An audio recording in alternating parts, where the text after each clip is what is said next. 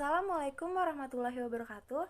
Perkenalkan kami dari kelompok 3 yang beranggotakan Bijak Akbar Prawira, Khairul Anwar, Deva Aditya, Desya Aulia Fitriadi, dan Dia Ramadina. Di video kali ini, kami akan membahas materi tentang behaviorisme. Behaviorisme itu merupakan pandangan yang menganggap bahwa seorang pembelajar pada dasarnya pasif, namun merespons stimulus dari lingkungan. Pendekatan behaviorisme ini berfokus pada membimbing pembelajar mencapai hasil pembelajaran yang telah ditetapkan sebelumnya. Berikut adalah penjelasan dari tokoh-tokoh behaviorisme. Assalamualaikum warahmatullahi wabarakatuh. Perkenalkan, saya Deva Aditya dari kelompok 3. Sekarang saya akan membahas materi tentang psikologi behaviorisme, dan tokoh yang saya bawakan adalah Ivan Petrovich Pavlov. Lahir 14 September 1849, meninggal 27 Februari 1936. Ahli fisiologi Rusia yang dikenal terutama karena pengembangan konsep refleks terkondisi. Pandangan dalam eksperimennya yang paling terkenal, Pavlov menggunakan metronom atau bel untuk membantu anjing mengasosiasikan suara dengan makanan. Pavlov mampu melatih atau mengkondisikan anjing untuk mengeluarkan air liur pada suara metronom atau bel dengan memulai suara dan kemudian menawarkan makanan kepada hewan lapar. Dia mengukur sekresi air liur anjing untuk mendapatkan ukuran kuantitatif dan aktivitas subjektif hewan. Untuk menunjukkan hubungan antara ukuran fisiologis, aktivitas mental, dan aktivitas saraf yang lebih tinggi. Air liur memiliki dua fungsi pada anjing dan manusia. Pertama, mengandung molekul yang disebut enzim yang ada untuk memecah bahan makanan tertentu. Ini juga berfungsi untuk melembabkan makanan agar mudah dikunyah dan ditelan. Sekarang Anda akan tahu jika Anda lapar dan melihat atau mencium makanan yang Anda sukai, Anda akan mengeluarkan air liur. Anda tidak perlu berpikir, saya perlu mengeluarkan air liur. Hal ini karena air liur terjadi secara otomatis. Itu adalah refleks dan tidak di bawah kendali sadar. Begitu pula dengan anjing. Kontribusi Ivan Petrovich Pavlov. Kontribusi Pavlov pada sains hanya digunakan oleh kesediaannya untuk bekerja dengan anjing yang normal dan sehat dalam kondisi yang paling alami. Keberhasilan Pavlov sebagian besar merupakan hasil dari pemikiran di luar kotak untuk menemukan cara untuk menghasilkan efek fisiologis terukur yang mengungkapkan respon oleh otak. Sekian dari saya. Wassalamualaikum warahmatullahi wabarakatuh. Perkenalkan, nama saya Khairul dari kelompok 3 ingin menulis tentang tokoh Vladimir Mikhailovich Bekhterev. Ia lahir 20 Januari 1857 di Sochi, Rusia, meninggal 24 Desember 1927 di Moskow, Rusia, Uni Soviet. Pada umur 70 tahun adalah ahli neurofisiologi, psikiater, fisiolog, psikolog, dan refleksikolog berkebangsaan Rusia. Pada tahun 1881, Bekhterev menerima gelar doktor dari Akademi Bedah Medis St. Petersburg dan kemudian ia melanjutkan belajarnya ke luar negeri. Selama 4 tahun ia kembali ke Rusia pada tahun 1885 dan menjadi profesor penyakit jiwa di Universitas Kazan. Pemikirannya pada tahun 1880, Bekhterev mulai menerbitkan penelitiannya. Salah satu karyanya sebelumnya menggambarkan masalah sosial Rusia. Dalam makalah ini dia menulis, saya menggambarkan karakteristik individu yang dari Votiak. Kemudian pada April 1881, Bekhterev berhasil mempertahankan tesis doktoralnya studi klinis tentang isu dalam beberapa bentuk gangguan mental dan menerima gelar doktor. Pengaruh Belfter melakukan banyak penelitian yang sangat berkontribusi pada pemahaman otak. Penelitian ini dijelaskan dalam kitab seperti jalur konduksi di otak dan sumsum tulang belakang. Penelitiannya yang ekstensif menghasilkan beasiswa perjalanan selama 18 bulan yang diberikan untuk belajar dan melakukan penelitian di Jerman dan Prancis. Saya Hairolwan dari kelompok 3 ingin mempresentasikan tokoh McDougall. Kehidupannya William McDougall lahir 22 Juni 871 sampai 20 November 938 adalah seorang psikolog awal abad ke-20 yang menghabiskan bagian pertama karirnya di Inggris dan bagian terakhir di Amerika Serikat. Dia menulis sejumlah buku teks berpengaruh dan penting dalam pengembangan teori naluri dan psikologi sosial di dunia bahasa Inggris. McDougall adalah penentang behaviorisme dan berdiri agak di luar arus utama perkembangan pemikiran psikologis Anglo-Amerika dipengaruh pada pertama abad ke-20, tetapi karyanya dikenal dan dihormati di kalangan orang awam. Dia adalah tokoh yang sangat kuat menentang Watson, seorang psikolog asal Inggris yang datang ke Amerika. Dia terkenal dengan teori instingnya. Dia adalah pendukung gerakan-gerakan yang tidak populer. Banyak pers Amerika yang sering mencelanya McDougall di dalam komunitas psikologi karena mengkritik behaviorisme. Pada 920, pandangannya teori insting McDougall mengatakan bahwa perilaku manusia berasal dari tendensi-tendensi dari dalam diri membentuk pikiran dan tindakan.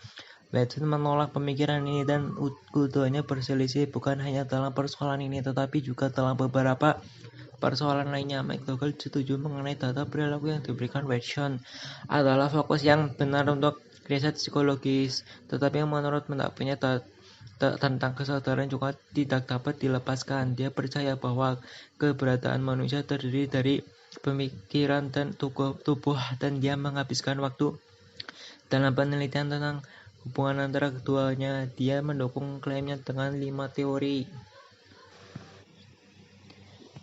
Di antaranya karakter perilaku yang bertujuan, hipotesis vitalisme, teori jiwa manusia, warisan Lemarque, konsep energi psikis. Konsepnya tentang pikiran kelompok juga mencerminkan ide-idenya. Di bidang ini dia meneliti prinsip-prinsip telepati dan pengalaman mendekati kematian muridnya. J.P. Lehane melanjutkan penelitiannya kontribusi terhadap psikologi.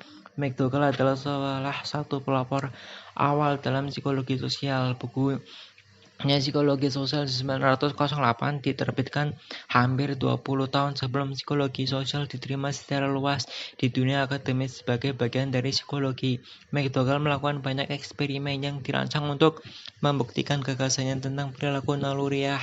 Pandangannya sangat mempengaruhi Conrad Lawson dan etolog lain yang membangun tradisi penelitian ketat tentang perilaku hewan yang merubah. Halo semuanya, Assalamualaikum warahmatullahi wabarakatuh. Perkenalkan, nama saya Desya Fitriadi. Saya di sini akan melanjutkan pembahasan materi tentang psikologi behaviorisme. Tokoh yang saya pilih kali ini yaitu Edward Lee Thorndike. Saya akan menceritakan kehidupan beliau terlebih dahulu. Dia ini adalah salah satu psikolog Amerika pertama yang menerima semua pendidikannya di Amerika. Lahir pada tanggal 31 Agustus 1874 di United States dan meninggal pada tanggal 9 Agustus 1949 di United States juga. Thorndike belajar di bawah bimbingan William James di Harvard University. Dia adalah periset perkembangan psikologi hewan. Dia sendiri pernah berencana untuk menjadikan anak-anak sebagai subjek penelitian. Namun hal ini terlarang, kemudian dia memilih anak ayam untuk dijadikan risetnya. Thorndike tidak menyelesaikan pendidikannya di Harvard karena dia telah menemukan gadis idamannya yang kemudian dinikahinya. Kemudian, dia mencoba melamar pekerjaan pada Mackin Cattle. Ketika Cattle menawarnya, dia pun langsung bergabung dan berangkat ke New York dengan membawa 2 anak ayam kesayangannya yang terlatih.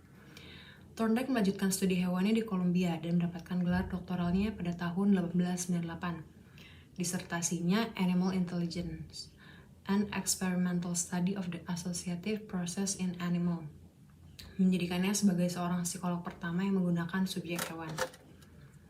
Kemudian dia mengajar di Universitas Columbia sebagai dosen psikologi.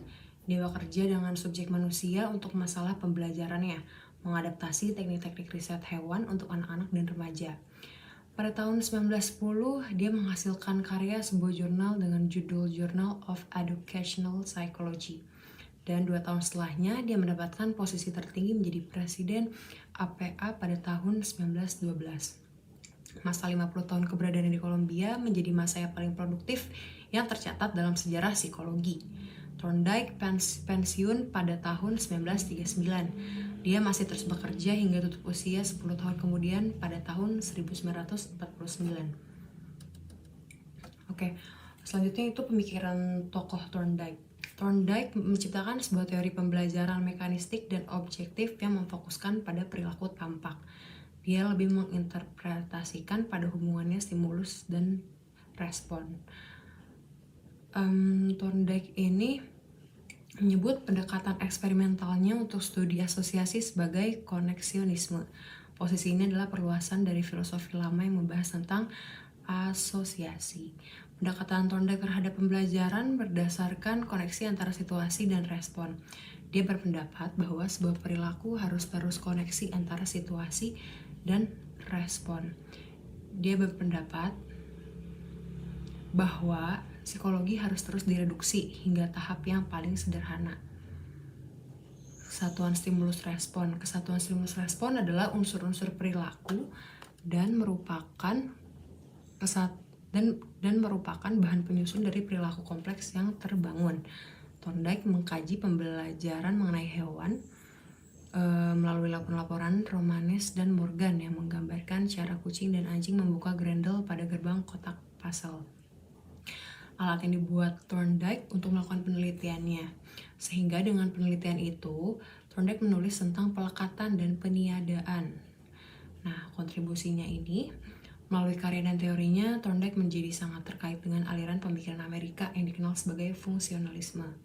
Pemikiran fungsionalis terkemuka lainnya termasuk Harvey Carr, James Roland Angel, dan John Dewey. Thorndike juga sering disebut sebagai bapak psikologi pendidikan modern dan menerbitkan beberapa buku tentang masalah ini. Thorndike terpilih sebagai Presiden American Psychological Association pada tahun 1912 dan menjadi salah satu psikolog pertama yang diterima di National Academy of Science pada tahun 1917. Hari ini Thorndike mungkin paling dikenang karena eksperimen hewan yang terkenal dan karena hukum efeknya. Sekian dari saya, terima kasih. Wassalamualaikum warahmatullahi wabarakatuh. Assalamualaikum warahmatullahi wabarakatuh. Perkenalkan, nama saya Bijak Akbar Prawira. Saya akan mempresentasi tentang psikologi behaviorisme. Yang akan saya bahas adalah tokoh John B. Watson. Kepanjangan John B. Watson adalah John Brodus Watson, yang lahir pada 19 Januari 1878 sampai dengan kematian 25 September 1958, adalah seorang psikolog Amerika yang mempopulerkan teori ilmiah behaviorisme, menjadikan sebagai sekolah psikologi. Dia lahir di dekat Greenville, South Carolina. Ibunya merupakan sosok yang religius, namun sifat ayahnya keterbalikan dari ibunya. Watson lahir pada keluarga yang miskin, hanya mengandalkan hasil lending saja. Ketika Watson berumur 13 tahun, dia dan ibunya tinggal ayahnya yang pergi dengan wanita lain. Dari kejadian itu, Watson membenci ayahnya seumur hidup. Saat Watson sudah memiliki kekayaan, ayahnya kembali datang padanya, namun Watson menolak kehadiran ayahnya. Watson dikenal sebagai anak pemalas, suka berkelahi, dan temperamen. Namun pada saat Watson berusia 16 tahun, dia mendaftarkan dirinya ke sebuah universitas Furman di Greenville melalui program baptis dan berniat untuk menjadi seorang pendeta.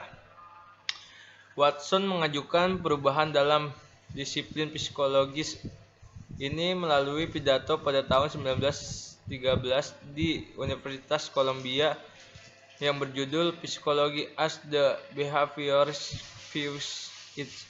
Melalui pendekatan behaviorismenya, Watson melakukan penelitian tentang perilaku hewan, membesarkan anak, dan periklanan, serta melakukan eksperimen Little Albert yang kontroversial dan eksperimen Kerplunk.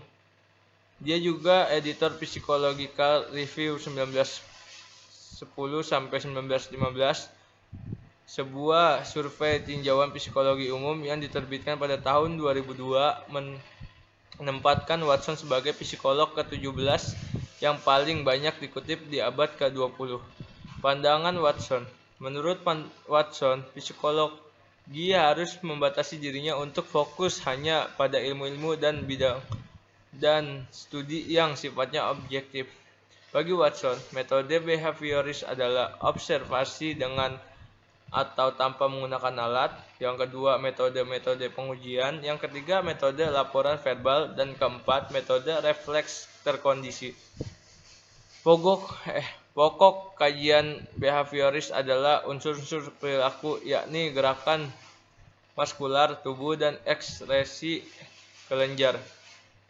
Menurut Watson, respon bersifat eksplisit dan implisit. Respon eksplisit tampak nyata dan dapat diobservasi secara langsung. Respon implisit seperti gerakan-gerakan di dalam organ, sekresi kelenjar, dan influx saraf terjadi di dalam tubuh organisme. Sama halnya dengan respon stimuli juga dapat bersifat sederhana maupun kompleks. Gelombang cahaya yang menyentuh pupil adalah sebuah stimuli sederhana. Teori yang terkenal, beri saya selusin bayi yang sehat, berbentuk baik, dan dunia juga sendiri yang ditentukan untuk membesarkan mereka, dan saya juga menjamin untuk membawa siapapun secara acak dan melatihnya untuk menjadi jenis spesialis apapun yang mungkin saya pilih. Dokter, pengacara, artis, pedagangan kepala, dan ya bahkan pengemis dan pencuri, terlepas dari bakat, kegemaran, kecenderungan, kemampuan, panggilan, dan ras nenek moyangnya. Saya melampaui fakta dan saya mengakuinya, tetapi begitu juga pendukung sebaliknya mereka telah melakukan selama ribuan tahun. Konsep terhadap kontribusi terhadap psikologi. Watson mengatur panggung untuk behaviorisme yang segera mendominasi psikologi, sementara behaviorisme memulai kehilangan pegangannya setelah 1950. Banyak dari konsep prinsip masih banyak digunakan sampai saat ini. Pengkondisian dan modifikasi perilaku masih banyak digunakan dalam terapi dan pelatihan perilaku untuk membantu klien mengubah perilaku bersama dan mengembangkan. Terima kasih. Ini presentasi dari saya. Assalamualaikum warahmatullahi wabarakatuh. Assalamualaikum warahmatullahi wabarakatuh. Saya Diara Medina. Di sini saya akan menjelaskan tentang Clark Leonard Hull. Ia ini merupakan psikologi Amerika yang terkenal yang hidup antara tahun 1884 dan 1952. Ia ini merupakan presiden dari American Psychological Association antara tahun 1935 dan 1936. Penulis ini telah turun dalam sejarah terutama karena teorinya tentang pengurangan impuls, tetapi ini bukan satu-satunya kontribusinya bagi psikologi dan ilmu-ilmu terkait lainnya. Hull ini lahir di Akron, di sebuah kota di negara bagian New York pada tahun 1884. Kontribusi utama untuk behaviorisme dan pemikirannya, Hull ini menganggap bahwa psikologi adalah ilmu alam dalam setiap aturannya, seperti fisika, kimia, dan biologi. Dengan demikian, hukumnya dapat dirumuskan melalui persamaan numerik dan akan ada hukum sekunder untuk menjelaskan perilaku kompleks dan bahkan individu itu sendiri. Dengan demikian, penulis ini berusaha untuk menentukan hukum ilmiah yang menjelaskan perilaku dan khususnya dua aspek kompleks dan sentral dari perilaku manusia seperti belajar dan motivasi. Di sisi lain, Hull adalah penulis pertama yang mempelajari fenomena sugesti dan hipnosis. Menggunakan metodologi eksperimental tipe kuantitatif, pada tahun 1933 ia menerbitkan buku Hipnosis dan Sugestibilitas yang ia teliti selama 10 tahun. Ia ini menganggap bahwa metode ini sangat mendasar untuk pemahaman psikologi yang mendalam. Hull ini mengusulkan dalam bukunya yaitu prinsip perilaku pada tahun 1943, teori impuls atau drive dalam bahasa Inggris asli. Karya ini memiliki pengaruh mendasar pada psikologi, sosiologi, dan antropologi tahun 1940-an sampai 1950-an dan tetap menjadi salah satu teori klasik referensi dalam sejarah behaviorisme dan psikologi pada umumnya. Hull menyatakan bahwa belajar adalah cara beradaptasi dengan tantangan lingkungan yang mendukung kelangsungan hidup makhluk hidup. Ini didefinisikan sebagai proses aktif pembentukan kebiasaan yang memungkinkan kita untuk mengurangi impuls seperti kelaparan, kesenangan, relaksasi, atau seksualitas. Ini bisa mendasar atau diperoleh dengan mengkondisikan. Menurut Hull, ketika kita berada dalam keadaan membutuhkan dorongan atau motivasi, meningkat untuk melakukan perilaku yang kita tahu dari pengalaman yang memuaskan. Untuk perilaku yang akan dieksekusi perlu bahwa kebiasaan memiliki kekuatan tertentu dan bahwa penguatan yang akan diperoleh oleh perilaku motivasi subjek. Sekian, terima kasih. Halo semuanya, Assalamualaikum warahmatullahi wabarakatuh. Perkenalkan, nama saya Desya Fitriadi dari kelompok 3. Saya di sini akan melanjutkan pembahasan mengenai materi psikologi behaviorisme. Tokoh yang saya pilih kali ini yaitu Edwin Ray Guthrie. Saya akan menceritakan kehidupan beliau terlebih dahulu. Ia ini lahir pada tanggal 9 Januari 1886 dan meninggal pada tanggal 23 April 1969. Adalah seorang psikolog behaviorisme. Beliau lahir di Lincoln, Nebraska dari seorang ayah yang memiliki toko yang menjual piano dan sepeda, dan seorang ibu yang adalah seorang guru sekolah. Dia pertama kali bekerja sebagai guru matematika dan filsuf, tetapi beralih ke psikologi ketika dia berusia 33 tahun. Dia menghabiskan sebagian besar karirnya di University of Washington, di mana dia menjadi profesor penuh dan kemudian profesor emeritus di bidang psikologi. Dia mengatakan bahwa teorinya dimulai lebih awal ketika dia dan seorang teman membaca Origin of Species Darwin dan ekspresi emosi pada manusia dan hewan. Ketika mereka berdua di kelas 8, Guthrie lulus pada usia 17 setelah menulis tesis senior yang agak menghasut yang berpendapat bahwa sains dan agama yang bergantung pada kata-kata dan kata-kata yang bergantung pada maknanya, pada pengalaman pengguna dan auditornya, tidak akan memiliki kesempatan untuk melakukannya, mengungkapkan kebenaran mutlak. Nah, pandangan beliau ini adalah Guthrie terkenal karena teorinya bahwa seorang pembelajaran didasarkan pada asosiasi stimulus-respons. Ini secara beragam digambarkan sebagai satu teori percobaan, non-penguatan, dan pembelajaran kedekatan. Teorinya adalah kombinasi rangsangan yang telah mengiringi suatu gerakan akan pada pengulangannya cenderung diikuti oleh gerakan tersebut. Kontribusi beliau yaitu Edwin Guthrie dianggap sebagai salah satu ahli teori pembelajaran terpenting abad ke-20. Teorinya sangat sederhana, dia mulai dengan satu hukum dasar belajar, yaitu bahwa apa yang diperhatikan menjadi sinyal untuk apa yang sedang dilakukan. Berikut dari saya, terima kasih. Wassalamualaikum warahmatullahi wabarakatuh. Assalamualaikum warahmatullahi wabarakatuh. Perkenalkan, saya Deva. Saya akan melanjutkan materi pembahasan psikologi behaviorisme. Tokoh yang saya akan bawa adalah Bruce Frederick Skinner. Bruce Frederick Skinner lahir pada 20 Maret 1904 dan meninggal 18 Agustus 1990. Ia adalah seorang psikolog Amerika, behaviorisme, penulis, penemu, dan filsuf sosial. Dia adalah seorang profesor psikologi di Universitas Harvard dari tahun 1958 hingga pensiun pada tahun 1974. Skinner lahir di Susquehanna, Pennsylvania. Masa kuliahnya dihabiskan di Hamilton College di New York dan lulus dengan gelar bahasa Inggris. 2 tahun setelah kelulusannya, dia menjadi penulis dan pada 1928 dia melanjutkan pendidikannya sebagai mahasiswa pasca sarjana Fakultas Psikologi di Universitas Harvard. Dia berhasil meraih gelar PhD-nya dalam 3 tahun, mengejar di Universitas Minnesota pada tahun 1936 sampai 1945 dan Universitas Indiana tahun 1945 sampai 1947. Kemudian setelah itu dia kembali ke Harvard Pada 1964, di usia 60 tahun, ia pensiun dari pekerjaannya sebagai pengajar. Dan pada tahun 1974, ia pensiun sebagai profesor dan meninggal pada 1990 karena penyakit leukemia. Pandangan dari Bruce Frederick Skinner. Pengkondisian operan milik Skinner beroperasi pada lingkungan organisme karena perilaku sebagian besar adalah tipe operan. Maka pendekatan yang paling efektif terhadap sebuah sains perilaku adalah mempelajari pengkondisian dan peniadaan perilaku-perilaku peran ini. Penguatan ada dua, positif setiap stimulus yang diberikan, kemudian meningkatkan kemungkinan perilaku tersebut muncul kembali dan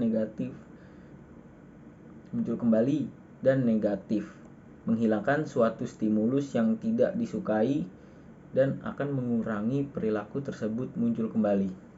Kemudian Skinner juga memberi jadwal penguatan dan ada 4, yaitu rasio tetap, pemberian penguatan secara acak bergantung jumlah respon yang diberikannya.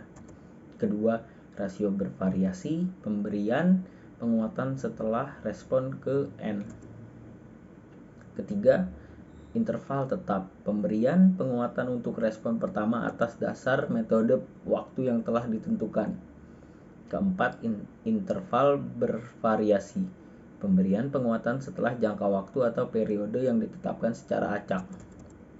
Kontribusinya terhadap psikologi. Skinner adalah seorang penulis yang produktif, menerbitkan hampir 200 artikel dan lebih dari 20 buku. Dalam survei psikolog tahun 2002, ia diidentifikasikan sebagai psikolog abad ke-20 paling berpengaruh. Sementara behaviorisme tidak lagi menjadi aliran pemikiran yang dominan. Karyanya dalam pengkondisian operan tetap penting hari ini. Sekian dari saya. Wassalamualaikum warahmatullahi wabarakatuh. Assalamualaikum warahmatullahi wabarakatuh. Perkenalkan, nama saya Diara Madina. Di sini saya akan menjelaskan tentang tokoh psikologi behaviorisme yaitu Julian Bäröter. Dia adalah seorang psikolog Amerika yang dikenal karena mengembangkan teori pembelajaran sosial dan penelitian locus of control. Dia adalah anggota fakultas di The Ohio State University dan kemudian University of Connecticut. Tokoh behaviorisme Bäröter ini dibesarkan di Brooklyn, New York. Ketika SMA, dia tertarik dengan karya Alfred Adler dan Sigmund Freud, sehingga dia berminat untuk masuk ke dalam dunia psikologi. Namun dia kecewa karena mengetahui bahwa lapangan pekerjaan yang tersedia sangat sedikit apabila dia menjadi psikolog. Bäröter memilih bidang kimia di Brooklyn College. Di sana dia bertemu dengan Adler dan akhirnya pindah juga ke psikologi walaupun dia sudah tahu resikonya. Setelah mendapat gelar PhD dari Universitas Indiana pada tahun 1941, dia memulai karirnya menjadi pengajar di rumah sakit jiwa di Connecticut. Dia juga bekerja sebagai psikolog angkatan bersenjata Amerika pada Perang Dunia Kedua. Mengajar hingga tahun 1963 di Universitas Negeri Ohio. Pada tahun 1988, Bäröter menerima Distinguished Scientific Contribution Award dari APA. Pandangannya, Bäröter mengembangkan sebuah bentuk behaviorisme kognitif. Sama seperti Bandura, dia hanya mempelajari subjek manusia dalam interaksi sosial. Bagi Bäröter, kondisi kognitif internal memberikan pengaruh terhadap pengalaman eksternal. Bäröter memfokuskan banyak riset terhadap sumber penguat. Locus kontrol internal, penguatan tergantung pada diri mereka sendiri, dan locus kontrol eksternal, penguatan tergantung pada kekuatan dari luar. Kontribusinya terhadap psikologi, Julian Bäröter ini telah disebut-sebut sebagai salah satu dari 100 psikolog paling terkemuka di abad ke-20, menemukan bahwa Bäröter berada di urutan ke-18 dalam frekuensi kutipan dalam artikel jurnal dan ke-64 dalam keunggulan keseluruhan. Sekian, terima kasih. Assalamualaikum warahmatullahi wabarakatuh. Perkenalkan, nama saya Bijak Akbar Prawira. Saya akan mempresentasikan tentang behaviorisme Albert Bandura. Biografi Albert Bandura lahir pada 4 Desember 1925 di sebuah kota kecil di Kanada yang terletak sekitar 50 mil dari Edmonton. didukung oleh kakak perempuan untuk menjadi mandiri dan dapat bergantung pada diri sendiri. Bandura segera terpesona oleh psikologi setelah mendaftar di University of British Columbia. Ia meraih gelar dari Universitas British Columbia pada tahun 1949. Setelah hanya 3 tahun belajar dan kemudian melanjutkan ke sekolah pasca sarjana di University of Iowa, sekolah itu telah menjadi rumah bagi Clark Hurd dan psikolog lain termasuk Kenneth Spencer dan Kurt Lewin. Sementara program tertarik pada teori belajar sosial, Bandura merasa bahwa ia terlalu terfokus pada penjelasan behavioris. Bandura meraih gelar MA pada tahun 1951 dan gelar PhD dalam bidang psikologi klinis pada tahun 1952. Karya Albert Bandura tentang Social Learning Theory and Personality Development. Yang kedua, psikologi modeling yang berjudul Conflict Theories. Yang ketiga, Aggression yang berjudul Social Learning Analysis. Yang keempat, Social Learning Theory, Englewood Clifford. Yang kelima, Social Foundation of Thought and Action. Yang keenam, Self Efficacy tentang yang berjudul The Exercise of Control. Konsep Albert Bandura tentang kehidupan psikis individu. Menurut Bandura, meskipun prinsip belajar mampu untuk menjelaskan perubahan dari tingkah laku, tetapi prinsip tersebut juga harus memperhatikan dua hal yang ditolak oleh pandangan behaviorisme. Bandura berpendapat bahwa manusia mampu berpikir dengan mengatur dengan sendiri tingkah laku sehingga manusia itu sendiri menjadi objek semata dan dari pengaruh lingkungan. Banyak aspek dari fungsi kepribadian yang melibatkan interaksi orang tersebut dengan orang lain. Teori psikologi kepribadian yang menandai menurut Bandura yaitu tingkah laku itu memperoleh dan dipelihara. Tentang behaviorisme. Penelitian ini bertujuan untuk mengungkap teori behaviorisme Albert Bandura dan implikasi dalam pembelajaran bahasa Arab. Diperlukan kajian dalam untuk membedah teori behaviorisme Bandura yang menurut figur baru dalam perkembangan teori-teori pembelajaran yang telah lama dipegang oleh guru tersebut.